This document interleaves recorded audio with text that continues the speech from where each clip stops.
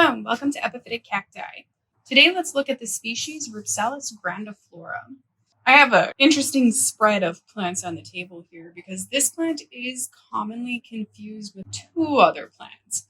I've been waiting for one of these buds to open for a while now, and it was on something that I think I purchased. It was like eBay or something like that, and it was really cool looking. It didn't have a label on it. I didn't know what it was, and I bought it just because I liked it.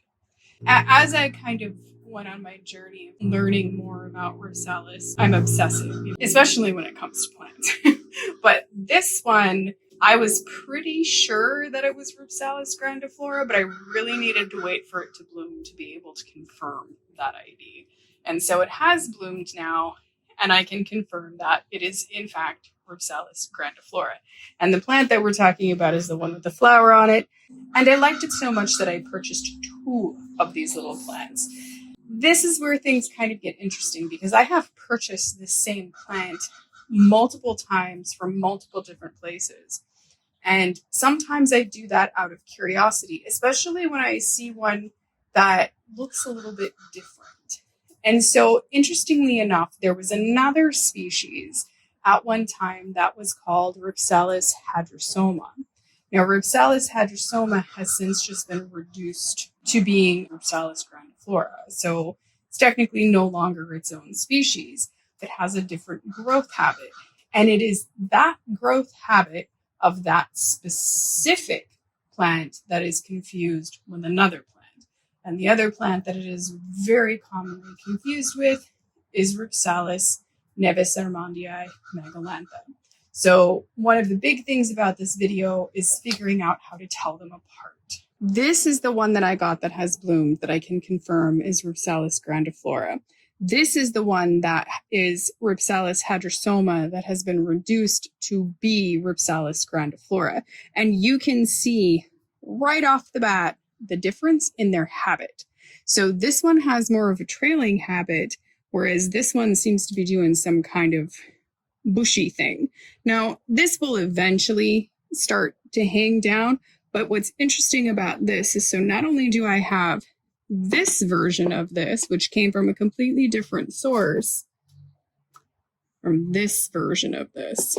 And so there's something else that's interesting that I want to point out, which is this has hairs on this one. They're soft. Note that sometimes they can come out with growth like that, and then those little hairs will fall off, and the result will be that they will look like this over time.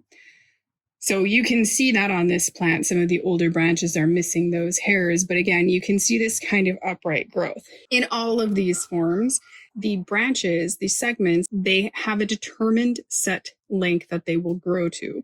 So they won't just keep growing and growing and growing.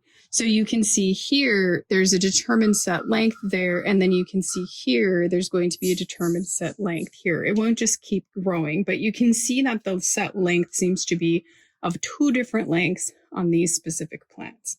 This one I think is very easy to recognize. I think that there are a few things about it that make it super easy to recognize. You can see just how prominent those areoles are. And it's not like they're buried or hidden. They really stick out. They're very prominent. And if exposed to enough light, this plant will turn a reddish color, and the areoles have a tendency to be very red on this plant. I can see that the areoles are also somewhat sort of sunken. So you can see that a little bit in the texture. These branches are really stiff, like the older branches, they're really stiff. They're not real pliable. And when the branches first come in, they are pretty pliable. So you can see young branches, not overly pliable, but they are pretty pliable. See how the growth is sort of coming in from the end there, but there isn't anything real strange about it. I mean, it's just growing in. It's pretty. I like new growth. Again, it's very pliable. I really, really like this plant a lot. It's really one of my favorites. Something that makes this easy to tell apart from neves-armondii or megalantha, especially in this form. This form, you should be able to tell apart on site, truly. This form, it has these branches that they're kind of an olive green color. They're a little bit of like a yellowish green kind of color. They're not deep green, but they also have this texture, which is they do not have a shiny branches, Not even when the new growth comes in is it shiny. It's kind of like this dull green color. As well as when you touch it, there's something different about it. Like it kind of feels a little bit like velvet or something. It's a very different texture from a lot of other Rhipsalis. And that same thing is true for this form. So it also has that kind of dull texture. And here you can see very prominently these red areoles. So you can see that they are red, maybe even a little bit purplish, really.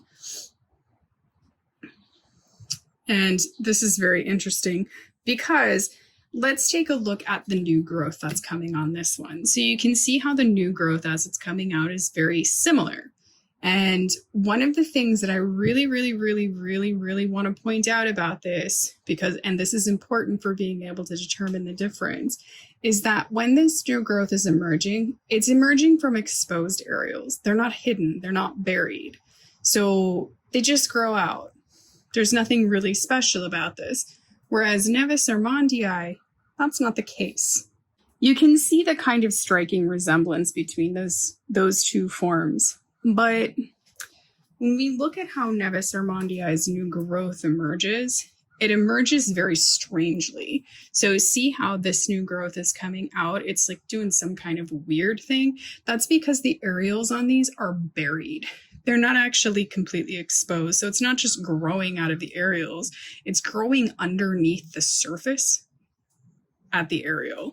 And then it punches through the outer layers. I mean, there you go. You can see the incredible difference that's happening there. And in some cases, like here, you can see the remnants. It's like the little piece of flesh that it's actually busting through to emerge. So that should really help a person tell these two plants apart. The flowers are wildly different. This is another weird thing that because I see neves-armondii, I see pictures of it all the time, and it is labeled as grandiflora, and I'm like, no, it's not, and you should be able to tell the difference. But you know, I think that the problem is that a lot of people end up picking up this plant as grandiflora, and then we just assume that that is the correct plant. But again, they are just massively not labeled correctly. So we can just kind of put these two together here, and there we go. Probably not going to focus correctly.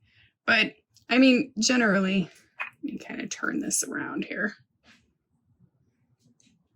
There you go. I mean, you can definitely tell that there is a difference between how that new growth is coming out. Even the color. This is like hyper green. It's almost fluorescent, really. And then this one is kind of a reddish, and it doesn't bust through anything at all. Rhipsalis neves-armondii for megalantha, it can have that same kind of furry growth too.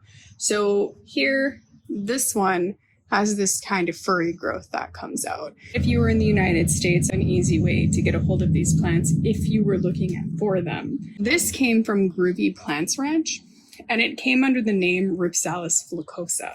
So if you go there, I think you can go on their website. I believe they sell on Etsy as well. If you're trying to get Rhipsalis neves-armondii for megalantha, they sell it under this name.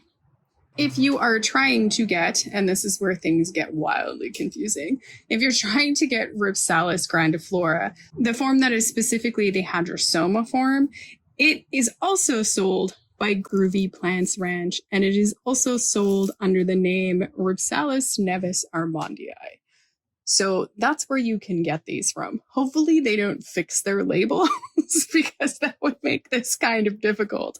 And then I have another plant here that came from Kakteen-Haage, and this one was labeled as Rhipsalis grandiflora. And so you can see this Rhipsalis grandiflora. It looks very similar. However, I would say that these branches are just a little bit thinner. And it probably just came from thinner cuttings.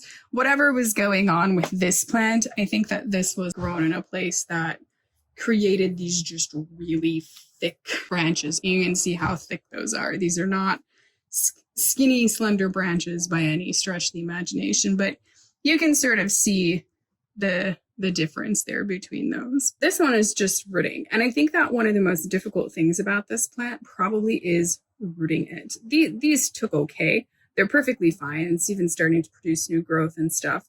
But this is interesting too, and I thought I would show it because this is kind of what a desiccated branch will look like, which is really interesting because when it desiccates, you can see the ribs that are not normally there. So I thought that was kind of interesting.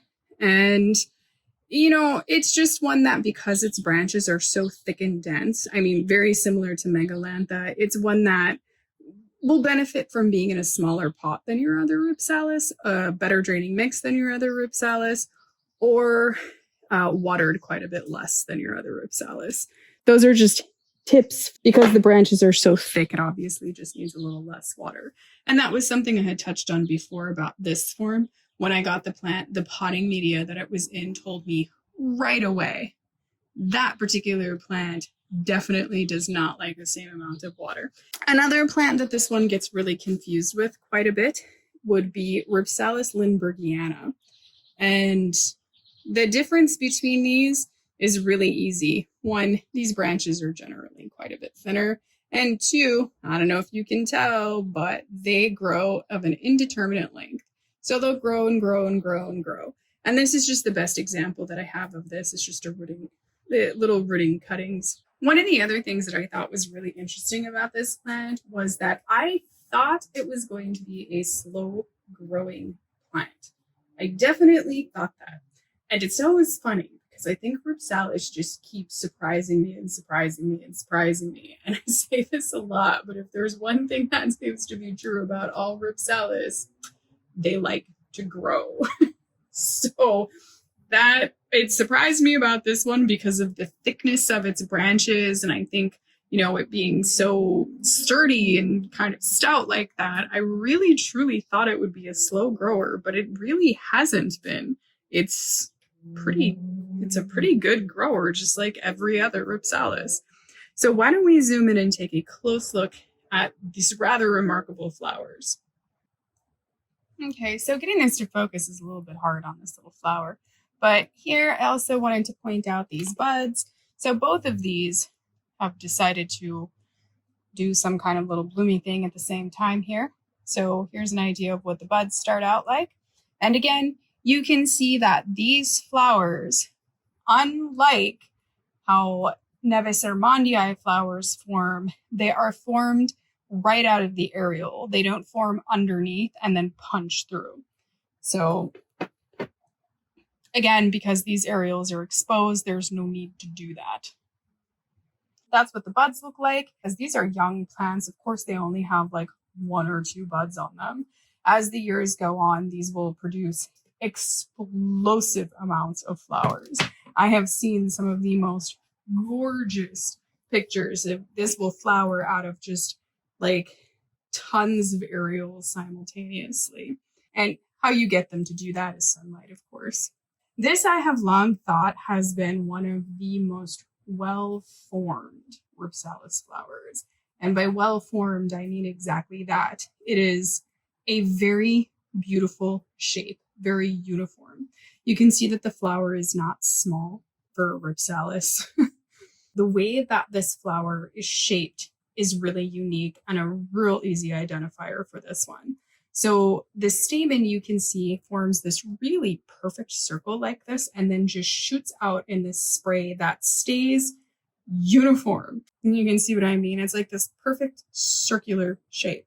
And then the petals, and if we count these petals, it looks like there's 9, but there are varying degrees of length here. So if we look closely at this, you can see there's 7 larger ones and then there's 2 smaller ones. Be careful because some of these flowers, they can have a little more or a little less. So you can see how the petals, they are kind of narrow. They're very beautifully formed and they bend backwards to a certain degree. And then the tips of the petals, they can have kind of this, mine looks like it might be a little bit pink or a little bit kind of a greeny yellow kind of thing going on.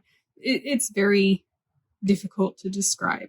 I have seen it in some forms be very, very vibrant greeny yellow. I think the tips of mine, they do look a little bit blushed with like a little tiny bit of I don't know what it is. It's like a little tiny bit of pinkish, but certainly not remarkable. Oh my goodness, this flower. Focus, flower. Focus. That seems a little bit better. There, I was just really having a difficult time focusing there. But there you go. I mean, so darn pretty. So pretty. And you can see what I mean. It's not a small flower, but it certainly does not reach the sizes of neves-armondii for megalantha. Certainly not. It is definitely a smaller flower than that. You can see back, if we look at the ovary, you can see the ovary there is blushed red. On the other side of the ovary, you can see it is not. It is green. Might just be a sunlight exposure thing. There you get a little bit of an idea of what I'm talking about on the petals here. The petals do have that kind of like greenish, there's like a greenish yellowish cast to them. And then just the very tips have that little tiny bit of blush of like red, kind of like how the ovary is. And here you can kind of see this texture a little bit. Very different texture, like I said, kind of velvety or something. It's just really different. Neves-armondii, FYI, also does not have that texture. The branches are completely smooth and they can be shiny, whereas these are always dull. There you go. Beautiful, beautiful flower. I cannot wait for this to just bloom and bloom and bloom. I can't wait for this plant to just get like massively mature and produce tons of blooms. This is hands down a favorite Rhipsalis. I hope that you've enjoyed looking at Rhipsalis grandiflora with me. Thank you for watching, and happy cacti growing.